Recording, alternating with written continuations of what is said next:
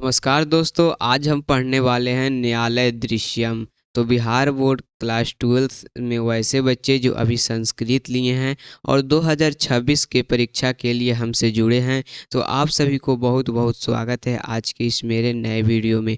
आज हम न्यायालय दृश्यम पढ़ने वाले हैं, जो कि आज हमारा ये 5वां चैप्टर है। इस 5वें चैप्टर में हमने पूरा प्रश्न उत्तर बताया है और पूरा सब्जेक्टिव ऑब्जेक्टिव जितना भी है यहाँ पे सभी कुछ इसमें हमने बताया है आप सभी को। आपको बता दें कि परीक्षा की दृष्टि से, सब्जेक्टिव परीक्षा की दृष्टि से जो आपको एग्जाम में सीधे पूछा जाएगा ना, उसमें आपको न्यायालय दृश्यम से सबसे अधिक प्रश्न रहते हैं।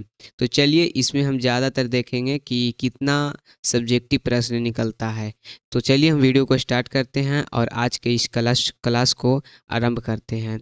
यहाँ पे हम सबसे पहले आपको बता दें, न्यायालय दृश्यम जो है यह एक नाटक है जो कि न्यायालय के इर्द गिर्द घूमता है। न्यायालय मतलब आप जान ही रहे हैं, न्यायालय जिसमें न्यायाधीश बैठते हैं। तो वो न्यायालय के इर्द गिर्द एक कहानी घूमता है और ये चैप्टर नंबर है 5, पंचम पाठा न्यायालय दृश्यम है। सबसे पहले आपको बताएंगे यह नाटक जो है कहाँ से शुरू होता है। तो यह पाठ संस्कृत के प्रसिद्ध नाटककार शूद्रक रचित मृच्छकटिक नामक प्रकरण सामाजिक नाटक के 9वें अंक से संकलित है। यानी कि ये संस्कृत के प्रसिद्ध एक नाटककार हैं जिनका नाम है शूद्रक, और इनका एक प्रसिद्ध नाटक है जिनका नाम है यहाँ पे मृच्छकटिक नामक एक प्रकरण है, उसके 9वें अंक से लिया गया है। और यह एक कैसा अंक है? तो सामाजिक अंक है। इस प्रकार का नायक चारुदत्त अत्यंत उदार और यहाँ पे वाणिज्यजीवी ब्राह्मण है। यानी कहने का मतलब है वो बहुत ही लिबरल और एक उदार व्यक्ति रहता है। कौन? चारुदत्त, जो अपने दानशील के कारण निर्धन हो चुका है, यानी दान देने के कारण गरीब हो चुका है। उज्जैनी की गणिका वसंत सेना उसके प्रति आकृष्ट है। यानी कोई उज्जैनी की एक गणिका है जिसका नाम है वसंत सेना, उससे प्रेम करती है। जबकि राजा का साला मूर्ख सकार वसंत सेना का बलपूर्वक अपहरण करना चाहता है। एक राजा का साला है जो कि उसे अपहरण करना चाहता है। एक बार वह गणिका का गला घोंट देता है और न्यायालय में चारुदत्त पर हत्या का आरोप लगाता है। न्यायाधीश जो रहते हैं, जिसे न्यायाधिकारिक बोला गया है, इसमें चारुदत्त को अपना पक्ष रखने के लिए कहते हैं। न्यायाधीश जो रहते हैं वो पूछते हैं कि चारुदत्त आप बताइए, क्या आपने वसंत सेना का गला घोटा है? लेकिन यहाँ पे जो चारुदत्त रहते हैं वो बोलते हैं कि नहीं, मैंने किसी का भी गला नहीं घोटा है। ये सब गलत काम कौन करता है? सकार करता है। लेकिन इल्जाम किस पे लगाता है? चारुदत्त पे लगाता है। वह जानता है कि चारुदत्त निर्दोष है, किंतु परिस्थितियां उसे चारुदत्त को मृत्युदंड देने के लिए विवश करती है। मतलब ये जो न्यायाधीश है वो जान रहा है कि चारुदत्त इतना गलत काम नहीं कर सकता है, फिर भी वह मृत्युदंड देने के लिए विवश कर देती है। न्यायालय के इसी दृश्य का एक अंश इस चैप्टर में वर्णित है। तो चलिए अभी हम इसका हिंदी विस्तार समझेंगे, इसके बाद हिंदी में सब कुछ समझेंगे। चलिएगा, सबसे पहले इसका हिंदी शब्दार्थ यहाँ से शुरुआत होता है। जब यहाँ पे न्यायालय में चारुदत्त को प्रवेश किया जाता है, यहाँ पे गुनहगार के तौर पर, यानी कि वह एक हत्यारा है अभी किसके नज़र में? तो सरकार के नज़र में। लेकिन चारुदत्त एक अच्छा व्यक्ति रहता है, एक अच्छा ब्राह्मण रहता है। ठीक है। चारुदत्त सबसे पहले न्यायालय में आता है। सुनिएगा, अधिकारियों के लिए कल्याण हो, आप लोग कुशल तो हैं? तो वहाँ पे अधिकारिक बोलता है। अधिकारिक मतलब कि न्यायाधीश। ठीक है। सबसे पहले आपको बता देते हैं कि इसमें कितने पात्र हैं। तो टोटल इसमें 5 से 6 पात्र हैं। पहले पात्र हो जाएंगे आपको चारुदत्त, जो कि मेन नायक है इसका। इसके बाद है सकार, जो कि राजा का साला है। इसके बाद यहाँ पे अधिकारिक है, जो कि न्यायाधीश है। इसके बाद चौथा नंबर में है एक यहाँ पे जो वसंत सेना रहती है उसकी माँ, तो वसंत सेना की माँ रहती है। इसके बाद एक और रहते हैं सेठ। ठीक है। सेठ, कायस्थ, व्यापारी, ये सभी रहते हैं। तो यहाँ पे ये सब रहते हैं। एक इसके बाद एक और व्यक्ति रहता है जिस जो है शोधनक। ठीक ना, जैसे न्यायशाला जहाँ रहता है या फिर मंत्री परिषद जो रहता है, वहाँ पे शोधनक व्यक्ति रहते हैं। चलिएगा, तो अधिकारिक बनने यहाँ पे न्यायाधीश बोलते हैं कि आर्य का स्वागत है। आर्य किसको कहा गया है? तो आर्य बोला गया है चारुदत्त को, क्योंकि एक अच्छा व्यक्ति रहता है। भद्र शोधनक आर्य के लिए कुर्सी लगाएं, यानी कि यहाँ पे आर्य के लिए आसन लगाएं। तो शोधनक आता है, आसन लगा करके आर्य यहाँ बैठे, चारुदत्त बैठते हैं। सकार बोलता है, सकार वही एक नीच व्यक्ति यानी कि क्रूर व्यक्ति क्रोध के साथ बोलता है आ गया स्त्री घातक, मतलब वो इल्जाम किस पे लगा रहा है? किस पे लगा रहा है? तो चारुदत्त पे लगा रहा है और बोल रहा है आ गया स्त्री घातक आ गया। जो न्यायोचित व्यवहार हो, धर्मोचित व्यवहार हो, वह स्त्री घातक को दिया जाए, निश्चित ही दिया जाए। मतलब वहाँ पे जो अधिकारिक रहते हैं वो थोड़ा सा चारुदत्त को इज्जत से पेश आते हैं। तो सकार बोलता है कि ऐसा व्यवहार एक एक स्त्री घातक के साथ नहीं करना चाहिए। तो वहाँ पे न्यायाधीश बोलते हैं आर्य चारुदत्त, क्या आप इसकी बहन के साथ प्रणय प्रेम है? तो देखिएगा आगे सुनिएगा, यहाँ पे सुनिएगा। चारुदत्त बोलते हैं किसके साथ? तो अधिकारिक बोलते हैं इसके, यानी बसंत सेना की माँ को दिखाते हुए बोलता है इसके। तो चारुदत्त बोलते हैं उठकर आर्य प्रणाम। वहाँ पे वृद्धा रहते हैं, वृद्धा मतलब एक बूढ़ी औरत रहती है, जो मैंने आपको पहले ही बताया कि एक माँ रहती है बसंत सेना की, ठीक है। माँ किसकी रहती है? बसंत सेना की माँ रहती है, जो कि एक बूढ़ी औरत के रूप में है, ठीक है। तो वृद्धा एक, चलिए पुत्र दीर्घायु हो, एक किसको बोल रहे हैं? चारुदत्त को बोल रहे हैं। पुत्र दीर्घायु हो, यही वह चारुदत्त है। इसमें पुत्री ने, इसमें ही अपनी पुत्री ने अपना यौवन निक्षिप्त किया। मतलब कि वो औरत बोल रही है कि यही वह पुत्र मतलब चारुदत्त है जिसपे मेरी पुत्री ने प्रेम बरसाया था।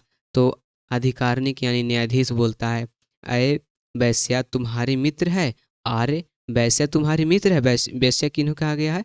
तो वैश्या कहा गया है यहाँ पे बसंत सेना को। पूछ रहे हैं न्यायाधीश, जो वहाँ पे बैठे रहते हैं न्यायाधीश, वो पूछते हैं कि आर्य क्या वैश्या तुम्हारी मित्र है? तो चारुदत्त लज्जित हो जाते हैं। तो वहाँ पे सेठ बैठे हुए रहते हैं, कायस्थ व्यापारी ये सब बैठे हुए रहते हैं। वो बोलते हैं कि आर्य चारुदत्त बोले लज्जा करना बेकार है या न्यायालय का कार्य है? कहने का मतलब है कि ये न्यायालय का कार्य है, यहाँ लज्जा नहीं हुई है। चारुदत्त बोलते हैं लज्जा के साथ हे अधिकारियों, मेरे द्वारा किस प्रकार कहा जाए कि गणिका मेरी मित्र है, अथवा यह युवावस्था का अपराध है ना कि मेरे चरित्र का?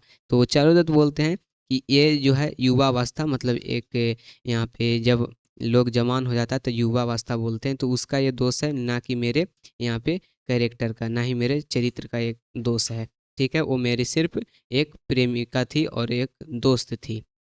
अधिकारिक यानी न्यायाधीश बोलता है यह न्यायालय का कार्य है, अतः हृदय से लज्जा त्याग करें और छल प्रपंच रहित सत्य बोलें। लज्जा करना बेकार है, न्यायालय आपसे पूछता है। तो चारुदत्त बोलते हैं अधिकारी किसके साथ मेरा व्यवहार है?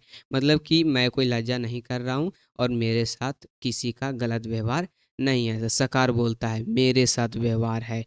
चारुदत्त क्या बोलता है? तुम्हारे साथ मेरा व्यवहार असहनीय है। यानी कि चारुदत्त सही बोलता है कि तुम्हारा और मेरा जो व्यवहार है, जो रिलेशन है, वो असहनीय है, सहने योग्य नहीं है। तो सकार बोलता है अरे स्त्री घातक। तो यहाँ पे ये वाला याद रखिएगा, अरे स्त्री घातक कौन बोलता है? सकार बोलता है। किसको बोलता है? तो चारुदत्त को बोलता है अरे स्त्री घातक। तो ये प्रश्न पूछा गया है बिहार बोर्ड में 12th में कि अरे स्त्री घातक किसने बोला? तो चारुदत्त ने बोला, चारुदत्त को सकार ने बोला चारुदत्त को, ठीक है। सकार ने बोला किसको? चारुदत्त को बोला। सैकड़ों आभूषण से युक्त बसंत सेना को मारकर वह अत्यंत कपटी होकर छिपते हो। तो यहाँ पे सकार बोलता है कि अरे स्त्री घातक, सभी आभूषणों को छीन लिए तुमने बसंत सेना का और उसे मारकर कपटी बनते हो। तो चारुदत्त यहाँ पे अशब्द रह जाता है। अधिकारिक बोलते हैं आर्य चारुदत्त यह सब व्यर्थ है, सच कहो क्या गणिका तुम्हारी मित्र है? तो देखिए एक बात बताते हैं, सकार क्या बोला कि तुमने वसंत सेना का हत्या किया और उसका आभूषण छीन लिया। मैंने पहले ही बताया कि एक चारुदत्त क्या रहते हैं? दानशील व्यक्ति रहते हैं, खुद दान दे रहे हैं और वसंत सेना का आभूषण लूट लेंगे, ये कभी हो नहीं सकता है। इसका अर्थ यहाँ पे यही निकलता है कि यहाँ पे सकार एक क्रोध और नीच व्यक्ति है, क्रूर व्यक्ति है, लेकिन एक चारुदत्त एक ब्राह्मण और एक उदार व्यक्ति रहते हैं। चलिए तो अधिकारिक पूछते हैं ये सब सच बताइए। तो चारुदत्त कहते हैं हाँ ऐसा है, सच है ये सब। अधिकारिक बसंत सेना कहाँ है? तो चारुदत्त बोलते हैं घर गई, और क्या कहूँ, मतलब मुझे पता नहीं है कहाँ गई।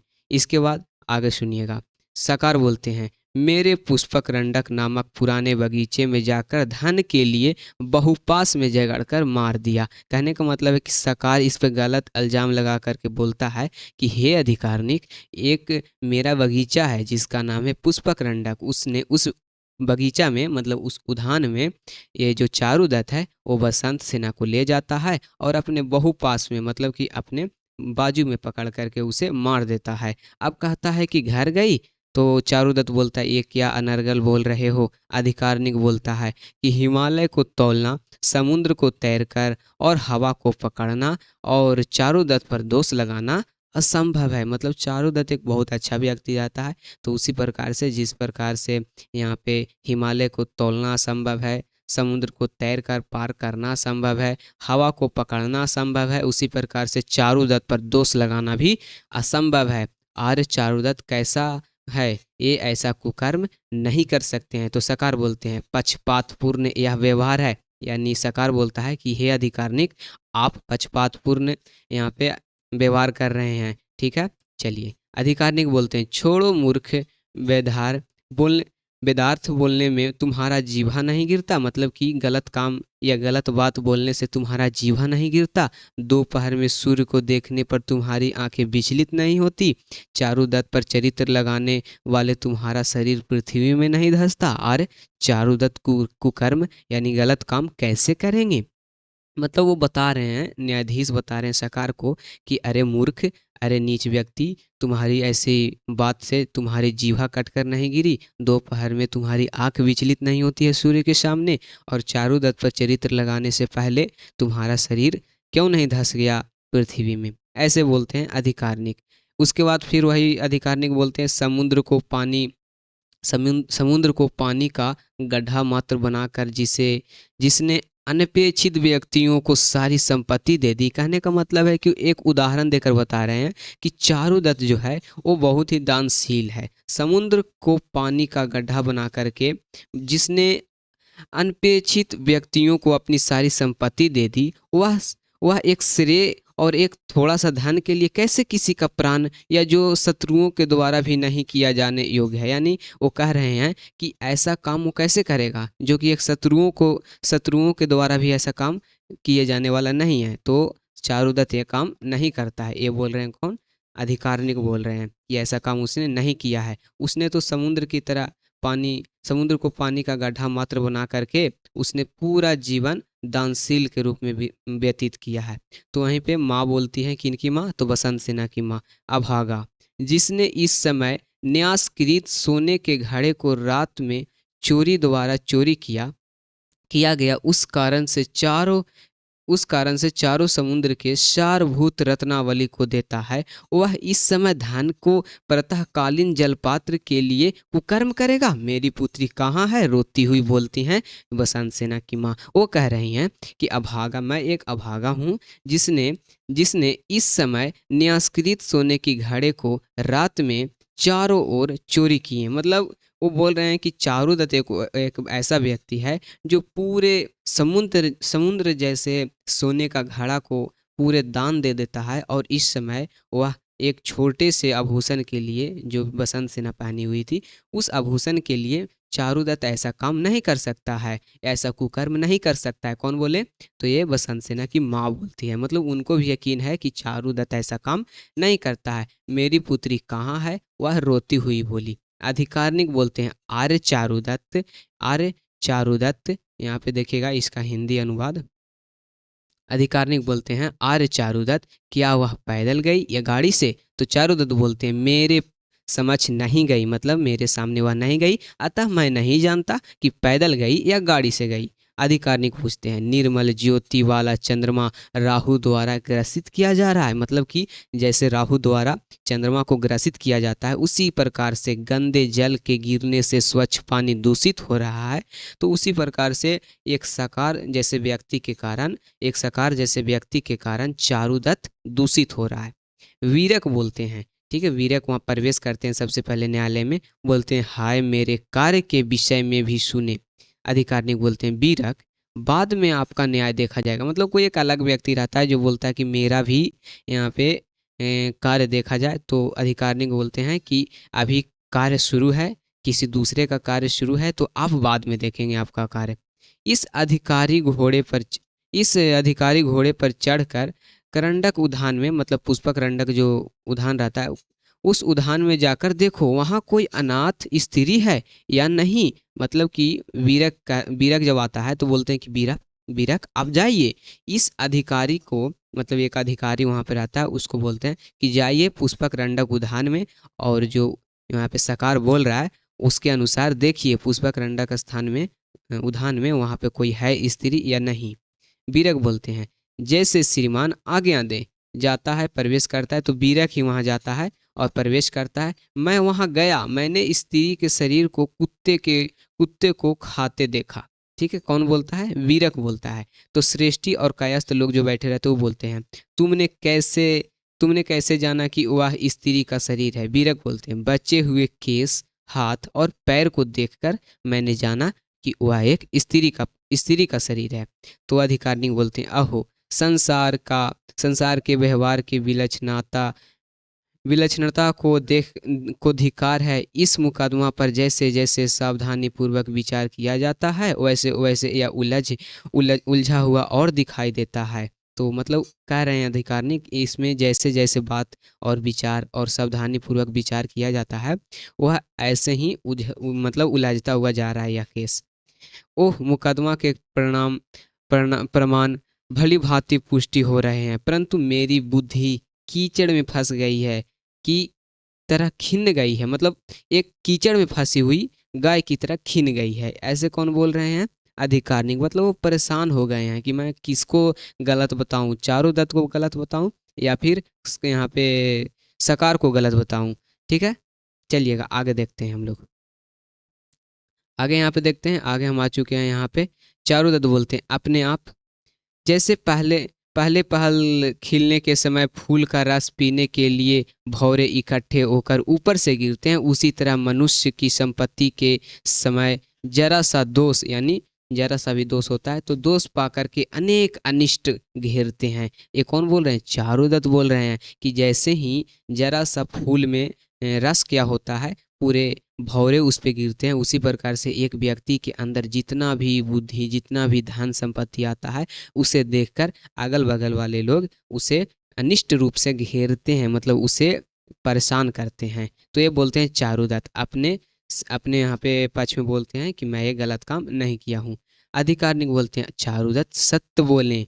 तो बोलते हैं अधिकारिणी दुष्टात्मा, दूसरे के गुण से द्वेष करने वाला, रंगांध अर्थात प्रेम पागल, दूसरे के अच्छे कार्य को नष्ट करने का विचार करने वाला, जो कुकर्म नहीं कर सकता है वो भी बोलता है, झूठ बोलता है, जो कि ना तो ग्रहण करने योग्य है और ना ही विचारणीय होता है। तो सकार बोलते हैं अहो न्यायकर्ता के चमचे, क्या आप लोग पक्षपात से न्याय देखते हैं? आज भी मूर्ख चारुदत्त को आसन पर बैठाए हुए हैं। मतलब सकार बोलते हैं कि आप लोग चारुदत्त को आसन पर बैठाए हुए हैं और उससे अच्छी अच्छी बातें उगलवा रहे हैं। तो अधिकारिणी बोलते हैं शोधनक ऐसा करो, शोधनक वैसा ही करता है। विदूषक आता है और बोलता है उसके कक्ष में आभूषण का थैला गिरता है। ठीक है, किसके कक्ष में? तो वहाँ पे शोधनक आता है, वो बोलता है कि उसके कक्ष में आभूषण का थैला है। तो अधिकारिणी बोलते हैं दुख है, मंगल ग्रह के विरुद्ध विरुद्ध बृहस्पति घूम रहा है, धूमकेतु के समान दूसरे ग्रह समीप से उदय हो रहा है। मतलब एक बोलते हैं कि सौर मंडल में जैसे उथल पुथल हो जाता है ग्रह, उस प्रकार से चारुदत्त पर विपत्ति आ पड़ी है और पूरा उथल पुथल हो चुका है। तो यही कहानी था जिसमें आपको बता दें कि चारुदत्त को लास्ट में न्याय मिलता है और उसे फांसी का सजा नहीं मिलता है। तो कहानी यही था, इतना था। और जितना भी कहानी आपको समझ में आया उसी से प्रश्न आएगा चारुदत्त के बारे में। चारुदत्त कैसा व्यक्ति था? उदार व्यक्ति था, वाणिजीवी व्यक्ति था, कैसा यहाँ पे व्यक्ति था, उसी के बारे में आपको प्रश्न आएगा। अब दोस्तों इसमें एक पॉइंट है जो कि इसमें लिखा हुआ नहीं है, वो हमको बता देते हैं आपको। आगे तो इसमें बताया गया नहीं है कि चारुदत्त को आगे न्याय मिलता है या नहीं, लेकिन आपको बता दें चारुदत्त एक व्यक्ति रहता है जो कि न्यायालय में अपना केस लड़ते रहता है। ठीक है, उसी वक्त आती है वसंत सेना। अब आप लोग बताइए, बोलिएगा कि वसंत सेना का तो सकार ने हत्या कर दिया, लेकिन ये गलत है। बसंत सेना का मतलब कि सरकार ने उसका हत्या करने का कोशिश किया था, उसको मारा नहीं था। तो बसंत सेना आती है और वहाँ पे बोलती है कि मेरे हत्या की कोशिश चारुदत्त ने नहीं की, बल्कि सकार एक व्यक्ति है जो कि राजा का साला है, उसने मेरा हत्या करने का कोशिश किया। तो इस प्रकार से यहाँ पे फिर सिद्ध होता है कि चारुदत्त एक निर्दोष है और यहाँ पे सकार एक दोषी व्यक्ति है। तो इस प्रकार से सिद्ध हो जाता है। आई होप ये कहानी आपको पूरा अच्छा से समझ में आया होगा। इस अंक का जो मतलब कि न्यायालय दृश्यम जो है वो 9वां अंक से लिया गया है, और आगे जब 10वां अंक पढ़िएगा यहाँ पे मृच्छकटिका, तब उसमें वर्णित है कि बसंत सेना का मृत्यु नहीं होता है। चलिए अब हम इसका हिंदी अर्थ पढ़ लेते हैं, इसका भावार्थ पढ़ लेते हैं, जो कि आपको ज़्यादातर प्रश्न यहीं से समझ में आएगा। तो चलिए वीडियो को करते हैं यहाँ से हम स्टार्ट, और फिर यहाँ पे हिंदी अर्थ समझते हैं। देखिएगा, शूद्रक रचित मृच्छकटिक मिट्टी की गाड़ी। मृच्छकटिक का अर्थ क्या होता है? मिट्टी का गाड़ी। ये प्रश्न पूछा हुआ है कि मृच्छकटिक का अर्थ क्या होता है, तो मिट्टी का गाड़ी। नाटक का 9वां अंक अत्यंत महत्वपूर्ण और नाटकीय घटनाओं से भरपूर है। घटनाओं से भरपूर है। देखिएगा, हम जो अभी कहानी पीछे पढ़े उसी का एक समरी है, उसी का एक भावार्थ इसमें स्पष्ट किया गया है। ठीक है, इसमें पात्रों की नियति निर्णायक मोड़ पर पहुंचती है। यह अंक चारुदत्त, वसंत सेना, सकार और आर्यक के जीवन पर परिवर्तनकारी भूमिका निभाती है। मुख्य पात्र, इसमें कौन कौन पात्र रहते हैं, तो चारुदत्त जो एक ब्राह्मण रहता है, और अब परंतु वह निर्धन है, उदार व्यक्ति है, सच्चरित्र मतलब सच्चा चरित्र वाला न्याय प्रिय व्यक्ति है। एक रहती है बसंत सेना, एक सुंदरी गणिका रहती है, परंतु उच्च नैतिकता और प्रेम से युक्त रहती है। दूसरे तीसरे रहते हैं सकार। ठीक है, सकार कौन है, तो राजा का पालक का साला रहता है। राजा का पालक का साला यानी राजा का साला ही रहता है। क्रूर, स्वेच्छा नारी और भ्रष्ट एक व्यक्ति रहता है, जो कि मैंने आपको कहानी में अच्छे से समझा दिया है। आर्य कौन रहता है, तो चारुदत्त का मित्र रहता है, जनता का प्रिय और भावी राजा। भावी राजा मतलब कि आगे आने वाला एक राजा रहता है। ठीक है, जो कि किसका मित्र रहता है, यहाँ पे चारुदत्त का मित्र रहता है। ठीक है, चारुदत्त का मित्र रहता है, लेकिन कहानी में वर्णित नहीं है कि चारुदत्त का कोई मित्र भी है। ठीक है, इसमें सिर्फ फोकस किया है चारुदत्त के पक्षपात पक्ष पर, मतलब चारुदत्त वहाँ पे क्या बोलता है, न्यायाधीश क्या बोलता है। जब 10वां अंक पढ़िएगा ना, मैंने पहले ही बताया, तब ये सब कहानी समझ में आएगा कि चारुदत्त का कोई दोस्त भी था। चलिए आगे देखते हैं। 9वें अंक का मतलब 9वें अंक का कथानक विस्तार से वर्णन सुनिएगा, हमने जो पढ़ाया है उसका हिंदी अर्थ है। 9वें अंक में मतलब 9वें अंक में घटनाएं अत्यंत नाटकीय और भावनात्मक तनाव से भरपूर है। इसके शुरुआत में चारुदत्त को मृत्युदंड की घोषणा होती है। बसंत सेना को मरा हुआ मान लिया गया है और सकार की योजना अनुसार हत्या का दोष चारुदत्त पर मढ़ दिया जाता है। न्यायालय उसे फांसी की सजा दे देती है। चारुदत्त को फांसी के लिए ले जाया जा रहा था, तभी नाटकीय में एक मोड़ आता है और बसंत सेना जीवित अवस्था में मंच पर आती है। वह सच्चाई प्रकट करती है और किस सरकार ने उसकी हत्या का कोशिश किया और चारुदत्त निर्दोष है, जो कि मैंने आपको पहले ही बताया, वही लिखा हुआ है। वसंत सेना के बयान के बाद जनता आक्रोश हो जाती है। तभी चारुदत्त का मित्र आर्यक आता है, जो पहले से ही राजा का पालक के रूप में अत्याचार से दुखी जनता को नेता बन चुका है। मतलब कि एक होता है ना कि पहले से एक भावी राजा है, मतलब एक आने वाला राजा है जो पूरे जनता का मित्र है, एक दोस्त है। तो आर्य को ऐसा ही व्यक्ति रहता है, यहाँ पे सभी जनता का मित्र रहता है। क्रांति कर देता है और राजा पाला को हटाकर स्वयं राजा बन जाता है। यानी कि यहाँ पे राजा पाला को हटा दिया और स्वयं राजा बन गया। आर्यक जो चारुदत्त और बसंत सेना की सच्चाई जानता है, मतलब आर्यक जो है वो जानता है कि चारुदत्त एक अच्छा व्यक्ति है और बसंत सेना उससे प्रेम करती है, इसको न्याय करते हैं। सकार को गिरफ्तार कर दंडित किया जाता है, चारुदत्त को सम्मानित किया जाता है और बसंत सेना और चारुदत्त को विवाह के लिए स्वीकृति मिलती है राजा से। इस अंक का प्रमुख भाव संदेश धर्म और न्याय, नारी की गरिमा और प्रेम, मतलब धर्म और न्याय, सही धर्म और न्याय देने वाला कोई रहे तो अत्यंत विजयी होगा। ठीक है, नारी की गरिमा और प्रेम अगर उच्च मिलता है तो इसमें किसी भी व्यक्ति का हार नहीं होगा। सत्ता का दुरुपयोग, अगर सत्ता का दुरुपयोग कोई कर लेता है, जैसे सकार करता है, राजा का साला रहता है, सकार करता है, तो यहाँ पे गलत काम हो जाएगा अगर कोई सत्ता का दुरुपयोग करेगा।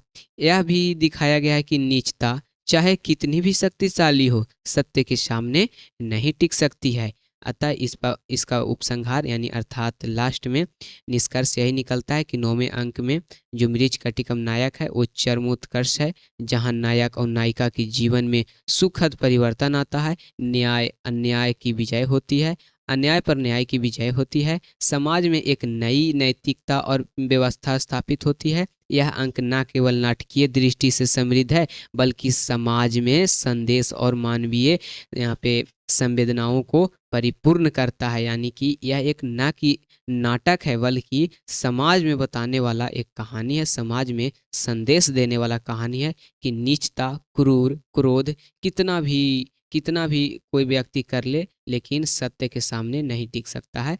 अंत में सत्य ही जीतता है, जैसे चारुदत्त की जीत हुई। सारांश देखिएगा, इसका सारांश बहुत ही छोटा है। 9वें अंक नाटक अपने चरमोत्कर्ष पर पहुंचता है, मतलब ये एक अंतिम सीमा पर पहुंचता है। चारुदत्त पर बसंत सेना की हत्या का आरोप लगाया जाता है और उसे मृत्युदंड की सजा सुनाई जाती है। असल में बसंत सेना को मारने की कोशिश सरकार ने की थी क्योंकि वह उसे पाने में असफल हो गया था, लेकिन वह मरी नहीं थी बल्कि बेहोश होकर छिप गई थी। ठीक है, ये कहानी आपको पहले ही बताएं। अब चारुदत्त को फांसी के लिए ले जाया जाता है, तभी बसंत सेना मंच पर आती है, सच्चाई बता करके उसे यहाँ पे ले जाती है और चारुदत्त को निर्दोष सिद्ध करती है और सरकार को अन्याय के खिलाफ यहाँ पे मतलब अन्याय के लिए उसे आवाज उठाने के लिए कहती है। किसको? तो चारुदत्त को, सरकार को नहीं, चारुदत्त को। और सरकार के अन्याय के खिलाफ आवाज उठाती है।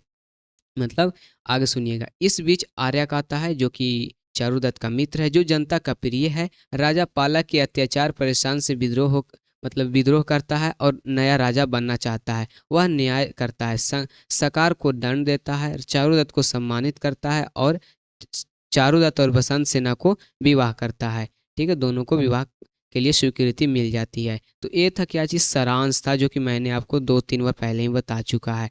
ठीक है, तो ये आपको याद करना है इसलिए क्योंकि आपसे पूछा जाएगा कि न्यायालय दृश्यम नाटक का सारांश लिखे, तो इसको अगर याद कीजिएगा ना तो आपको एक भी पॉइंट नहीं छूटेगा। यह अंक प्रेम, न्याय और सत्य की विजय का प्रतीक है जो कि हमारे समाज में रहना चाहिए। मुख्य बिंदु क्या है? तो चारुदत्त को गलत आरोप में सजा, बसंत सेना का जीवित लौटना, सरकार का पर्दाफाश, आर्यक का राज्यारोहण, मतलब आर्यक जो नया नया दोस्त रहता है चारुदत्त का, उसको राज्यारोहण मतलब कि अभिषेक होता है, राज्याभिषेक होता है, न्याय और प्रेम की जीत होती है। यही इसका मुख्य बिंदु है।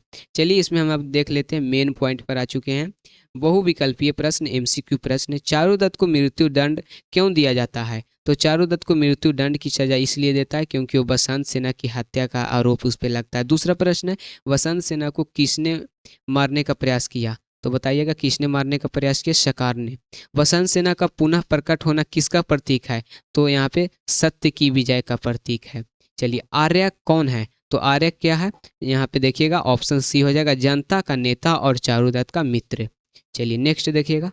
नेक्स्ट यहाँ पे 5वां प्रश्न है, राजा पाला के स्थान पर कौन राजा बना? तो राजा पाला के स्थान पर यहाँ पे देखिएगा, ऑप्शन सी हो जाएगा, आर्यक। यहाँ पे क्या बनता है? राजा। नाटक का 9वां अंक किस भाव का प्रदर्शित करता है? किस भाव को बताता है? तो यहाँ पे ऑप्शन बी इसका राइट आंसर हो जाएगा, करुणा और न्याय का। 7वां प्रश्न है, बसंत सेना का सचित्र मतलब कि जो सच्चा चरित्र रहता है किस प्रकार का है? तो यहाँ पे देखिएगा, ऑप्शन सी इसका राइट आंसर हो जाएगा, यहाँ पे प्रेम पूर्ण। इसके बाद मैंने यहाँ पे लघु प्रश्न भी लिया है जो कि आपको पढ़ना चाहिए। पहला लघु प्रश्न है, 9वें अंक में चारुदत्त को मृत्युदंड क्यों सुनाया जाता है? तो आपको कहानी मैंने बता ही दिया था। 9वें अंक में चारुदत्त को बसंत सेना की हत्या का दोषी मानकर मृत्युदंड सुनाया जाता है। सरकार जो बसंत सेना का विवाह करना चाहता है बसंत सेना से, उसे उसके प्रेम में असफल होने पर मार डालने का प्रयास करता है। बसंत सेना की हत्या की योजना विफल हो जाती है लेकिन वह अचेत होकर गायब हो जाती है। नगर में यह झूठ फैलाया जाता है कि मृत्यु हो गई है उसका, मतलब बसंत सेना का। चूँकि बसंत सेना आखिरी बार चारुदत्त के साथ देखी गई थी इसीलिए उस पर आरोप लगता है चारुदत्त पे। इस कारण उस पर संदेह होता है और न्यायालय उसे दोषी ठहराता है। इस प्रकार निर्दोष होने पर भी उसे मृत्युदंड की सजा दी जाती है। तो ये कहानी था। इसके बाद दूसरा प्रश्न है, वसंत सेना का मंच पर पुनः आगमन क्यों महत्वपूर्ण है? तो वसंत सेना का पुनः आगमन इसलिए महत्वपूर्ण है क्योंकि वसंत सेना का मंच पर पुनः आगमन नाटक की एक दिशा बदल देता है। वह चारुदत्त, जब चारुदत्त को मृत्युदंड देने के लिए ले जाया जा रहा था, तभी वह वसंत सेना वहां प्रकट होती है। उसका जीवित रहना और सकार के अपराध का उजागर करना चारुदत्त का निर्दोष सिद्ध करता है। इससे न केवल चारुदत्त की जान बचती है बल्कि न्याय की स्थापना होती है, और यह दृश्य दर्शाता है कि सत्य चाहे जितना भी दबाया जाए अंत में सामने आता है और अन्याय का अंत होता है। आर्य की क्या भूमिका है? तो आर्य की भूमिका यही है, देखो हम आप लोग को संक्षेप में बता देता हूँ। आर्य की भूमिका यही है कि वह सकार नहीं, चारुदत्त का वो दोस्त रहता है, और पहले से ही वह राजा बनने के लिए सोचता है, वो जो कि पहले से जनता का एक विश्वासपूर्ण भावी राजा रहता है, मतलब आने वाला राजा रहता है। चारुदत्त का चरित्र चित्रण करिए और इसका VVI पॉइंट बना लीजिएगा, क्योंकि ये बहुत ही महत्वपूर्ण प्रश्न है। चारुदत्त का चरित्र चित्रण। चारुदत्त मृच्छकटिकम जो नाटक है उसका मेन पात्र है, मतलब मुख्य पात्र है। वह एक ब्राह्मण कुल में जन्म लेता है, अत्यंत गुणवान, विद्वान, उदार व्यक्ति और वाणिज्यजीवी व्यक्ति रहता है। ठीक है। कभी वह धनी नहीं था, कभी वह धनी था, मतलब अमीर व्यक्ति भी था, परंतु अपनी दानशीलता, सदाचार, नैतिकता के कारण निर्धन हो गया। उसके चरित्र में सौंदर्य, करुणा, प्रेम, न्याय, प्रियता और आत्म बलिदान जैसे अनेक आदर्श गुणों की अभिव्यक्ति होती है। किसमें? चारुदत्त में। ठीक है। प्रमुख विशेषता, सच्चरित्र और धर्मनिष्ठ, मतलब कि वो सच्चा उसका चरित्र था और धर्मनिष्ठ था, धर्म के प्रति निष्ठा थी। दूसरा है उदार और परोपकारी। एक उदार व्यक्ति रहता है, मतलब एक लिबरल व्यक्ति रहता है, सभी को ध्यान देने वाला, और परोपकारी मतलब सभी को प्रेम करने वाला परोपकारी व्यक्ति रहता है। प्रेमी पुरुष रहता है, जो कि वो किससे प्रेम करता है? बसंत सेना से प्रेम करता है। न्याय प्रिय और निर्भीक व्यक्ति रहता है, कितना भी झूठ उस पर लगाया गया लेकिन अंत में वह अडिग रहा और मृत्यु दंड को निडरता से स्वीकार करता हुआ वह अन्याय के विरुद्ध खड़ा रहा। यही उसका यहाँ पे न्यायप्रिय है। सम्मान प्राप्त का पात्र। तो सम्मान प्राप्त का पात्र इसलिए क्योंकि वह एक सच्चा व्यक्ति रहता है। बसंत सेना से लेकर आर्यक और सामान्य जनता तक सभी चारुदत्त के चरित्र और आचरण का सम्मान करते हैं। यही कारण है कि अत्यंत अंततः उसका पुनः सम्मानपूर्वक पुनर्स्थान होता है और उसे मृत्यु दंड देने का इनकार कर दिया जाता है। निष्कर्ष क्या निकलता है ये सुनिएगा, यानी उपसंहार क्या रहता है। चारुदत्त का चरित्र भारतीय नाटक साहित्य में एक आदर्श ब्राह्मण पुरुष का प्रतिनिधित्व करता है, जो भले ही निर्धन है, भले ही गरीब है, परंतु धन से कहीं अधिक मूल्यवान गुणों से परिपूर्ण रहता है। उसमें त्याग, प्रेम, नैतिक बल और न्याय की भावना स्पष्ट रूप से दिखाई देती है। उसकी सज्जनता ही अत्यंत सत्य और प्रेम की विजय का कारण बनती है। पांचवा प्रश्न देखिएगा, बसंत सेना का चरित्र चित्रण।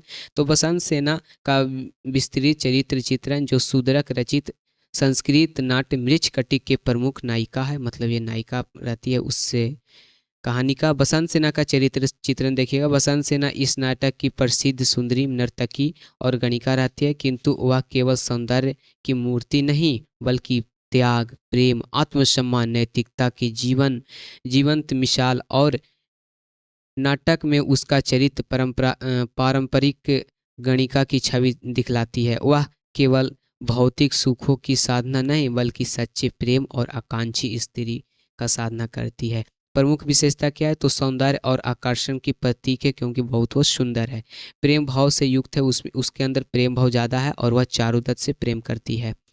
साहसी और आत्मसम्मानी, साहसी रहती है क्योंकि वह कभी भी साकार से नहीं डरी, और आत्मसम्मानी इसलिए रहती है क्योंकि वह मंच पर आकर के चारुदत्त को बचाती है। नारी गरिमा का प्रतीक, नारी समाज में पूरी नारियों की गरिमा का एक प्रतीक है, जो कि नारी सिर्फ नहीं बल्कि आत्म और भावना की मूर्ति भी है। कौन? तो बसंत सेना। दीर्घ प्रश्न देखिएगा, एक मैंने दीर्घ प्रश्न इसमें डाला है। मृच्छकटिकम नाटक के 9वें अंक की घटना न केवल नाटक की दिशा बदलती है बल्कि सामाजिक न्याय, प्रेम, सत्ता परिवर्तन की आदर्श को भी दर्शाती है। इसे स्पष्ट करें। तो इसको आपको स्पष्ट करना है, ये मैं आपको बताऊंगा नहीं। इसके बाद एक ही प्रश्न था, देखिए एक प्रश्न और आपसे पूछेगा वसंत सेना से रिलेटेड। वसंत सेना और चारुदत्त में प्रेम कैसा था, इसका वर्णन करें, दीर्घ में पूछेगा। और एक प्रश्न और याद कर लीजिएगा, न्यायालय दृश्यम का हिंदी अनुवाद लिखें, मतलब उसका पूरा सारांश लिखें। ठीक है, यहाँ पे हिंदी सारांश दिया गया है। ये पीडीएफ अगर लेना चाहते हैं तो आपको टेलीग्राम में ज्वाइन होना पड़ेगा। ठीक है, यहाँ तक अगर आप सभी देखे हैं तो आप लोग पीडीएफ के लिए कमेंट कर सकते हैं। मिलते हैं आपसे नेक्स्ट वीडियो में और नेक्स्ट क्लास में।